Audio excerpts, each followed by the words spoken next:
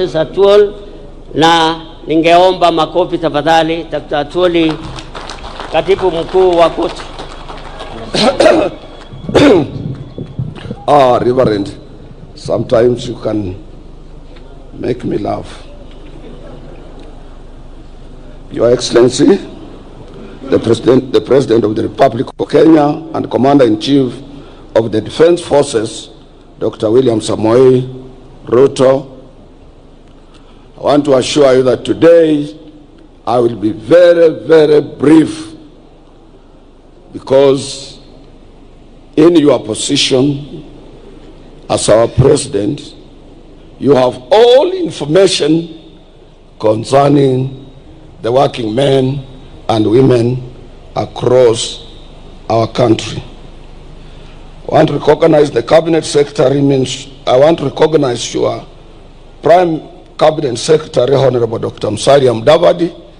I want to thank him also to have taken time to accompany you. I want also to recognize my own minister, or Cabinet Secretary, Minister of Labor, Social Protection, Mheshimiwa Dr. Alfred Mutua.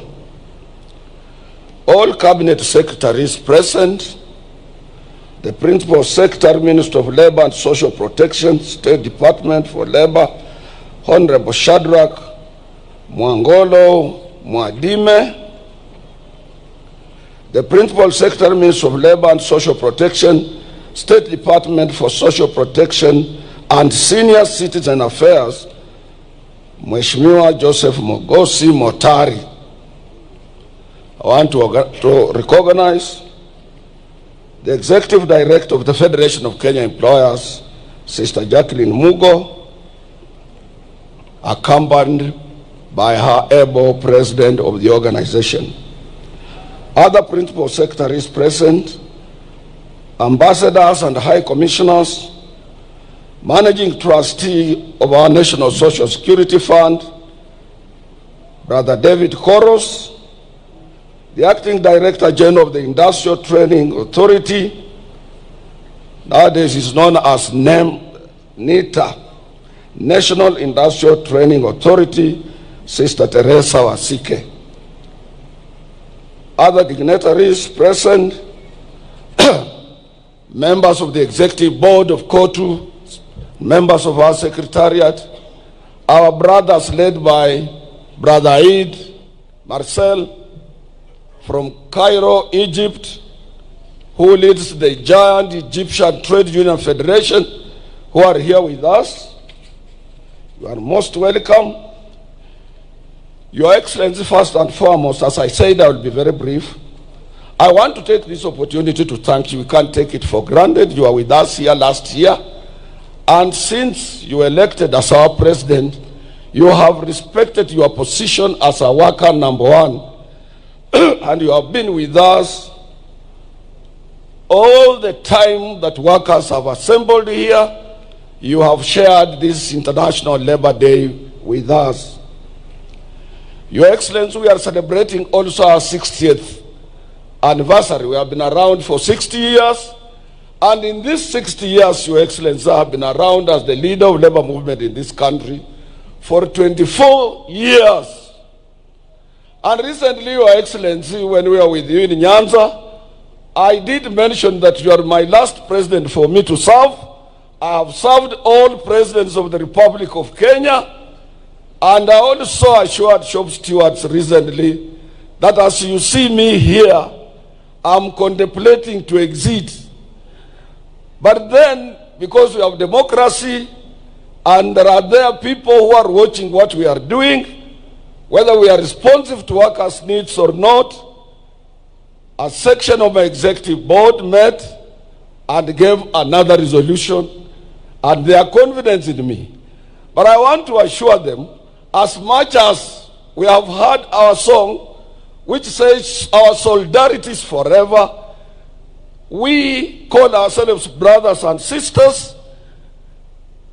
This does not mean that as we enter into the new year, that it will be only Atwoli who can be able to lead labor movement.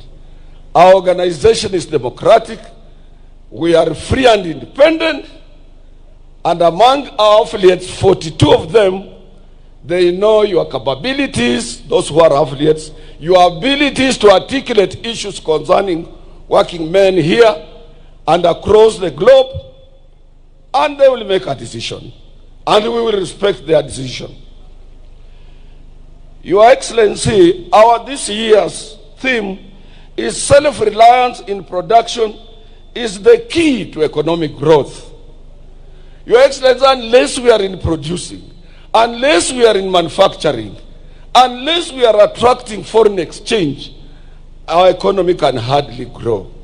But if we produce and we support you towards that direction, we will be in a position to spur economic growth and create more employment for our young men and women.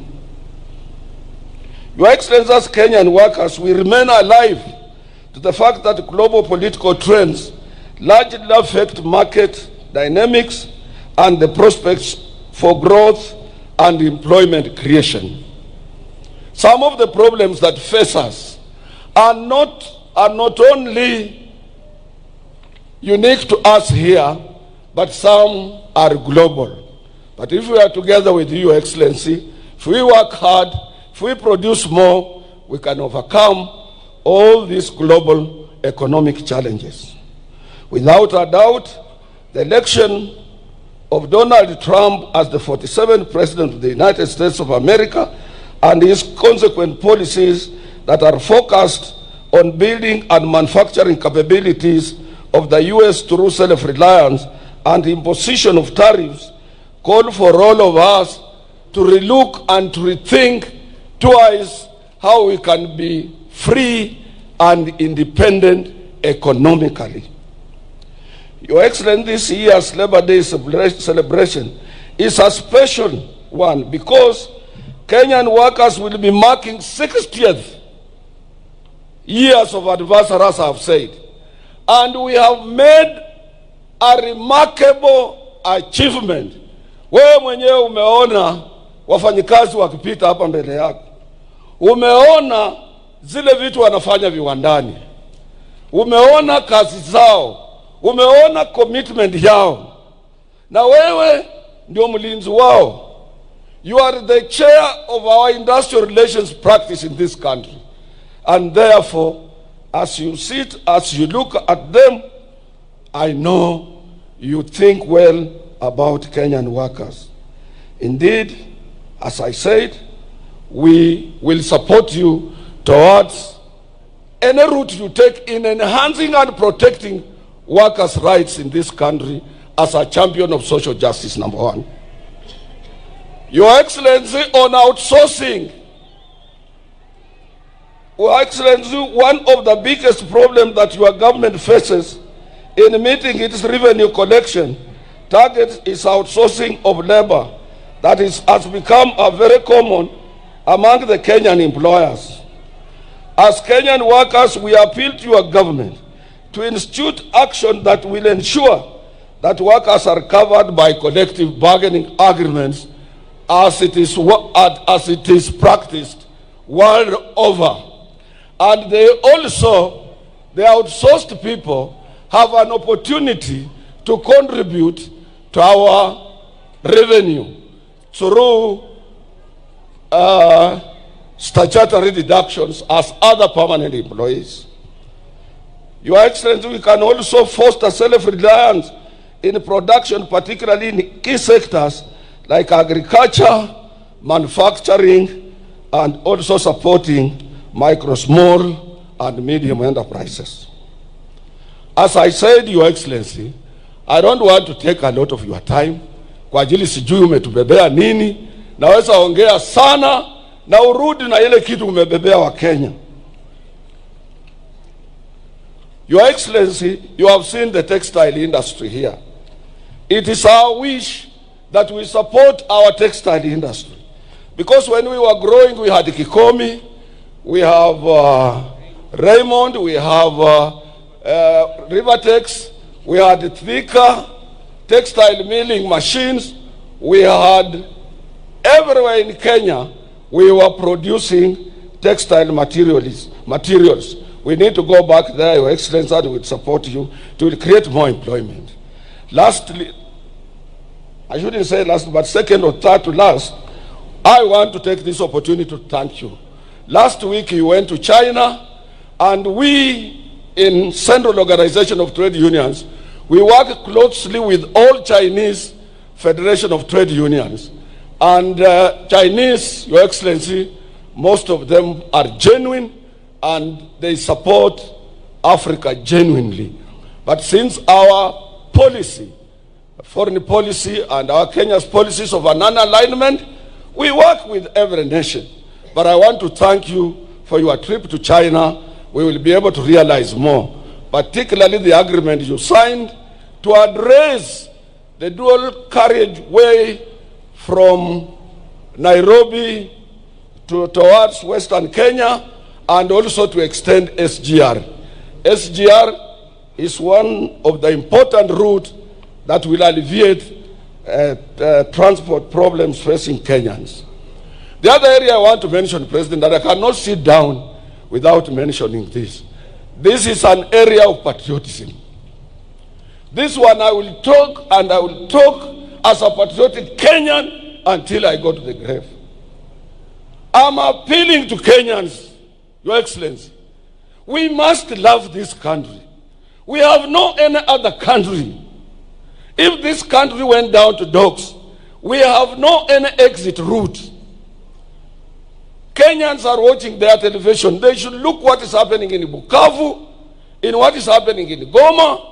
Pali mtu anatoka na watoto na kondoo, wanafika kwa njia, wana abandon kondoo, anarudi kwa watoto yake na wajafika pahali wanaenda. This is not the route we want to take. But Your Excellency, one day you Kenyans will remember me. If we don't regulate social media, if we don't, in China where you have been, it is regulated. With a population of about 1.4 billion people. In Dubai, it is regulated. In UK, it is regulated. In US, it is regulated. Kenya cannot be free for all. Kenya can't. You see, that is the patriotism that we must follow. Your Excellency, I want to appeal to you also to apply reforms in public institutions like posts, those postal cooperation, to make sure that it is effective. Because if you look at Amazon, which does the same job in the US, it does very well. We want to make sure that that one is handled well. We support also, Your Excellency, the issue of leasing our sugar industries. They must not remain moribund. They must be seen producing sugar for our own Kenyan, for our own consumption and export for purposes of creating employment. We must support you so that we can be able to create employment. Lastly, Your Excellency, I want to appeal to you. This city belongs to all of us, and this city must reflect other cities of the world. This city must reflect Accra, Ghana. This city must reflect Abuja in Nigeria. This city must reflect Kigali in Rwanda. This city must reflect Abidjan in Ivory Coast. We cannot remain in a filthy city, a city of hawkers, a city of riders, a city of matatus, and when somebody arrives at the airport on Mombasa Road, is full of hawkers depicting the picture of poverty of Kenya. This must come to an end, and we are appealing to the national government to team up with the county government and make sure that we have a city. Let landlords paint their buildings, repair their pavements, and make sure Nairobi, we reclaim our lost glory of this international city. Your Excellency, we support your housing problem, and we appeal, since we are represented on that board, that workers should use their pay slips to acquire those houses. Workers have no money for deposit. We can use our pay slips to get into those houses. I appeal to you to go towards that route, Your Excellency. The other area, Your Excellency, I want to appeal to you. I want to assure you, not to appeal. I am sitting on SHA board representing workers. And I want to show Kenyans that SHA is working. SHA is now working.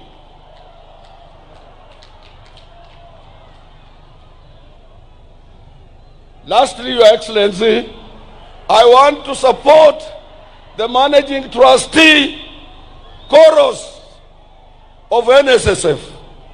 He has done a commendable job. He has done very well.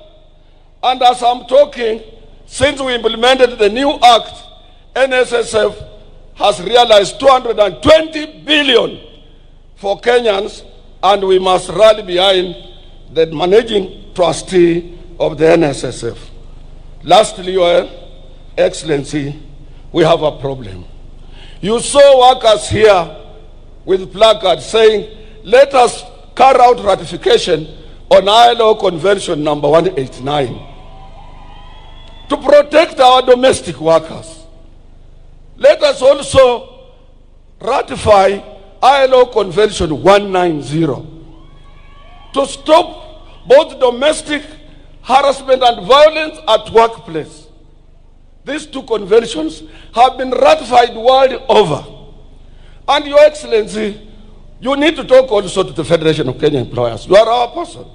Let them give us support in this direction. Your Excellency, you need also to talk to the Federation of Kenya Employers. That when you gave these workers 6%, to date is not fully implemented. I'm telling you for free and for sure. And there is no any time His Excellency the President has announced the year salary increase and then it becomes a subject of debate.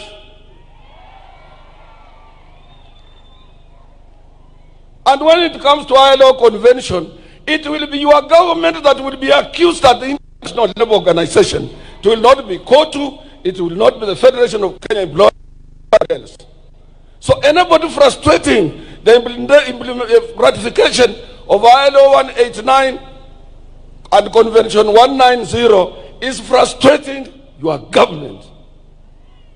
Anybody who doesn't want that 6% you gave us to be fully implemented, he's not frustrating workers, but he's frustrating the government.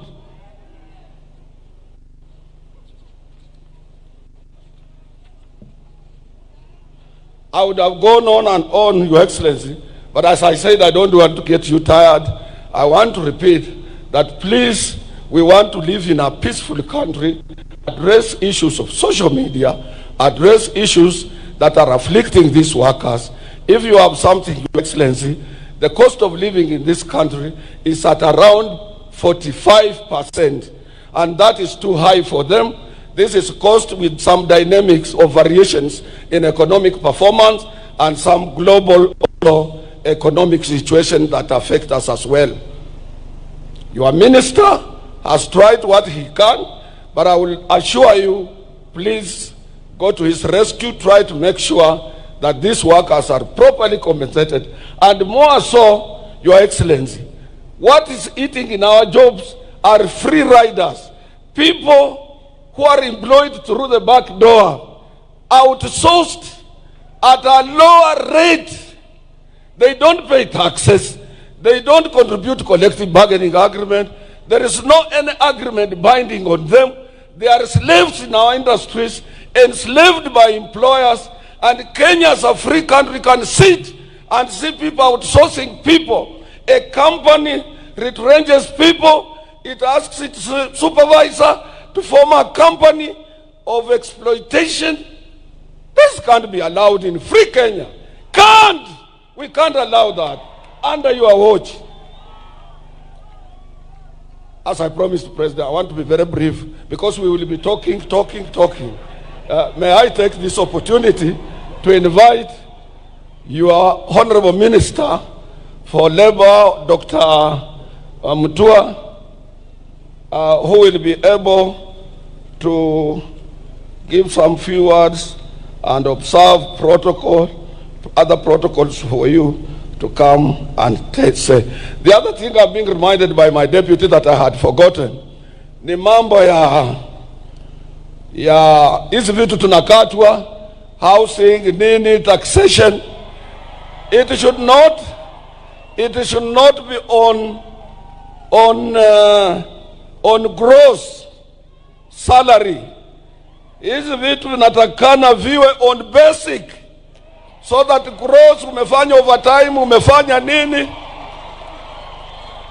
it's not interfered with. And I know Your Excellency will look at that. All deductions, salary deductions, statutory deductions should be at basic, not on gross, where somebody might have toiled very hard to work on overtime and he doesn't realize something. Mwisho, Your Excellency, usitishike. Iko watu wengi wanapenda kutisha sana. Mimi nilikuwa hapa President Kenyatta akiwa president. After 3 years we had a problem in the government. Jaramogi left. Nilikuwa hapa when Moi was a president. After a few times there was a lot of problems. Nyinyi nyote mnajua, until up 1982. Mpaka when he was leaving, kila saa watu bila Moi yote inawezekana. Nimekuwa hapa President Kibaka akiwa kwa kiti mimi, and I served him. Kibaka alitengeneza kila kitu Nairobi, he improved the economy. But 2007, hawa wananchi voted him out. We had to do some ukarabati.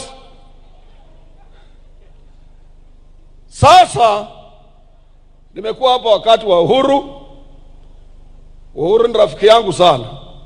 But you could hardly see him outside the way you are outside, you are visible everywhere. But he managed to finish his 10 years. Hawa wa Kenya unasikia ground ni mbaya. Hapa ground hapana mzuri. Ruto must go. Na sio ground ni mbaya. Wewe anasema ground ni mbaya. Mwenyewe hana ground. Unasikia hiyo? Wacha tuwache mtu amalize kazi yake. I saw watu wa press, mtu ameandika kwa Standard, anasema Atwoli yeye kazi ya trade union court is not a political party. We serve the government of the day. We negotiate for our rights. Huyo kijana anataka elewe hiyo. We are not a political party. We are not aspiring to have a president. We must support the government of the day for the stability in the country, which will be extended to industrial stability. Wewe fanya kazi, kama iko makosa, we are principled. We will come out and say, hatufichi. Kama iko watu ambao ni corrupt, we will tell you and take action. Na usitishwe. Let me take that, Brother Mutua, waziri, kuja uongee, alafu hizo protocols zingine utaangalia za kuminvite His Excellency the President. President, I thank you very much for honoring this day. May God bless you.